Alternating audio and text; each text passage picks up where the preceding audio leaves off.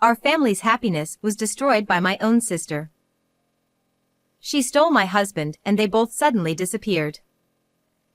However, less than a year later, an invitation to their wedding arrived from my sister. To my shock, my high school-aged son said that he would happily attend his father's and aunt's wedding. What? How could you? Why? I was devastated to see my son, whom I thought was my only ally, acting this way. However, at that moment, I didn't realize the truth. My son was actually angrier than anyone else.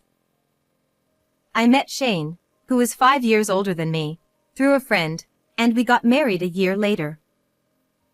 For me, who had lost both parents, having a new family was the greatest happiness.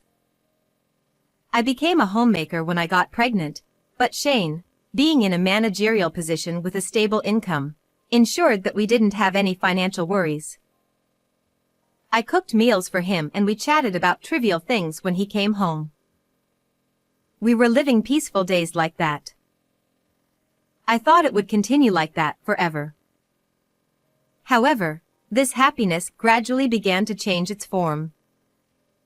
I began to notice a change when my son Alex entered his 3rd year of junior high school.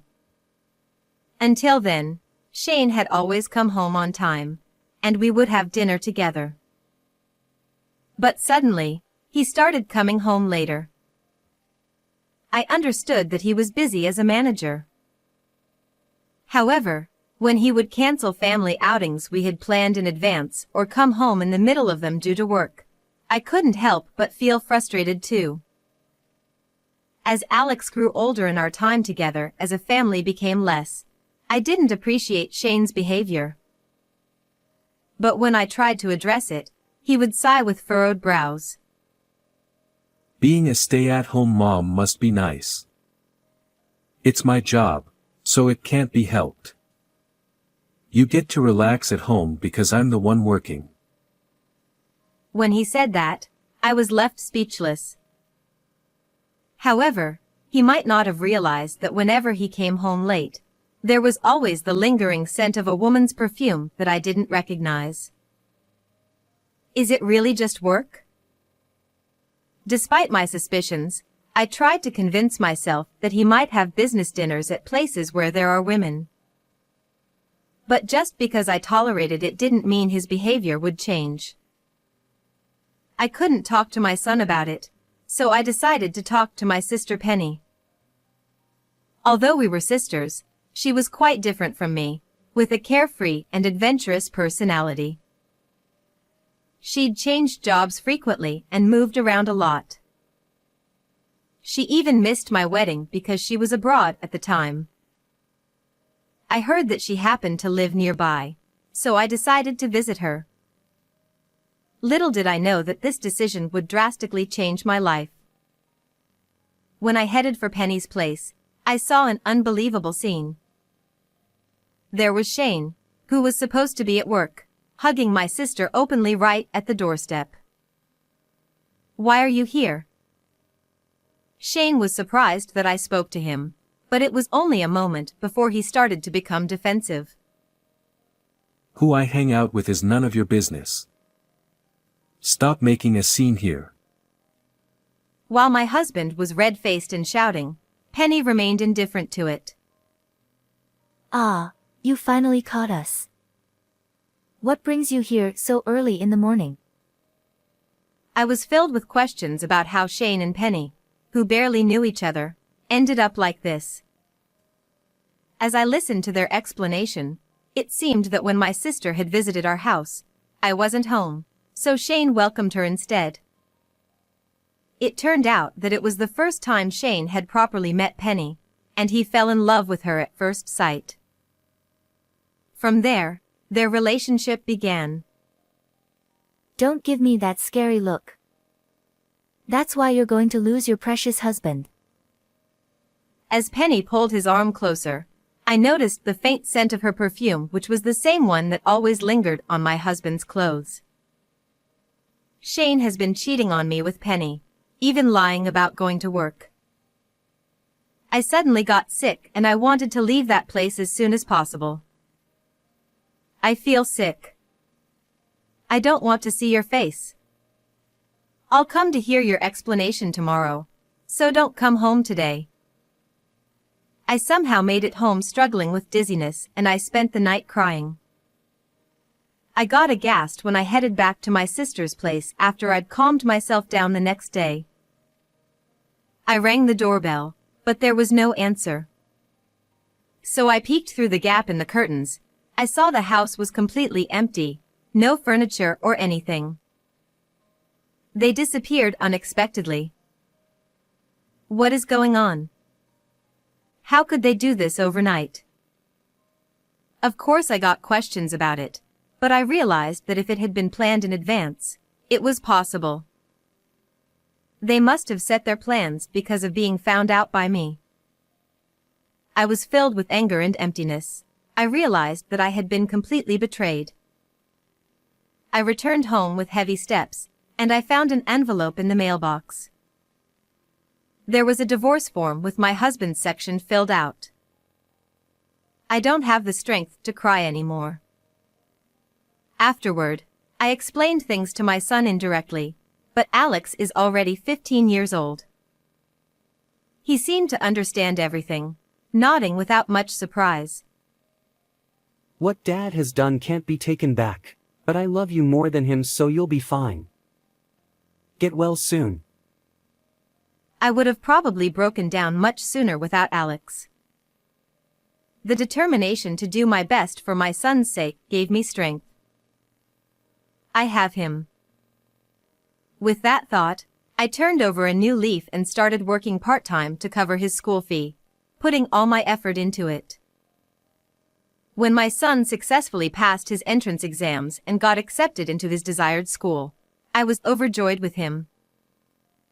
However, we got a letter from those flipping too. After a year they disappeared as if they wanted to ruin our lives. It was a wedding invitation from Penny and Shane. I don't even want to see their names anymore. What the heck are they thinking? I couldn't bear it, especially when it was addressed to my son. I got furious about the thought of them still trying to involve themselves with my family, so I headed straight to the trash to throw it away. However, Alex snatched the invitation out of my hands when he saw it. Oh, it finally arrived. What do you mean? Did you know about this? Yeah. Dad said he'd sent it, so I figured it was about time. My mind went blank and I got frozen by Alex's words. My son, who had apparently been in contact with Shane, was now smiling as he looked at the invitation. What? How could you? Why? I thought he was carrying the same burden of sadness as me, but I never imagined he had been in touch with his father. When I found it out, I couldn't help but blame Alex.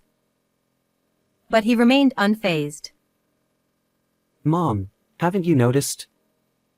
I've been waiting for this moment. He said with a cheerful tone, but I couldn't understand what he meant. You know, at that moment, I still didn't know what my son was planning to do. And then the wedding day arrived. Having been informed of my son's plan, I followed his instructions and quietly hid in a corner of the venue. Amidst the blessings of many guests, the reception finally began. Seeing Shane and Penny, filled with happiness as they sat at the main table, made my heart ache. Here I am, following Alex's instructions, but is this really okay? I felt like I was going to be crushed by anxiety, but then the moment finally arrived. Today, he has prepared a special speech to celebrate his father. The host introduced my son like that and thunderous applause erupted from the audience. Alex stood up from his seat and slowly walked towards the stage. Shane watched our son proudly, while Penny smiled happily. Alex, looking a bit embarrassed, got on the stage and took out his prepared speech. However, the atmosphere in the venue was about to change drastically. Congratulations on your wedding, Dad, and Kelly. The newlyweds turned to look at my son in surprise. Hey. It's Penny, not Kelly. Penny. My husband hastily stood up in a panic, but Alex remained calm and composed. Oh, right. Kelly is the name of my real mother, whom Dad selfishly abandoned. The audacious woman, sitting next to my dad, who stole a husband from her sister and even dared to have a wedding, is Penny. My bad. The venue was left in stunned silence at my son's words. After a while, the guests began whispering to each other with puzzled expressions. What are you saying? Stop this nonsense. It's not what you told me. Ha! What were you expecting, Dad? Did you think I'd give some touching speech? At that moment, my son gave a signal, and a video started playing on the large screen in the venue.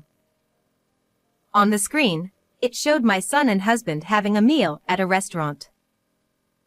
Shane, in the video, appeared to be drinking, his face flushed. You have it tough, huh?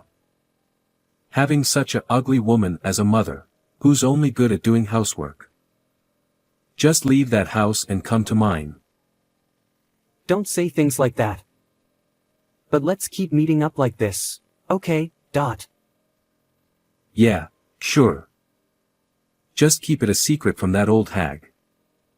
She'd make a fuss if she found out, you know. The venue was filled with my husband's vulgar remarks and crude laughter, making everyone uncomfortable. While Shane and Penny got paler, Alex was having a big smile. I love my mom and I'm proud of her. I don't know what you hated so much, Dad, but you abandoned your family and went after Mom's sister, right? That's something I could never do. Stop talking. Don't spread lies, especially when colleagues from work are here.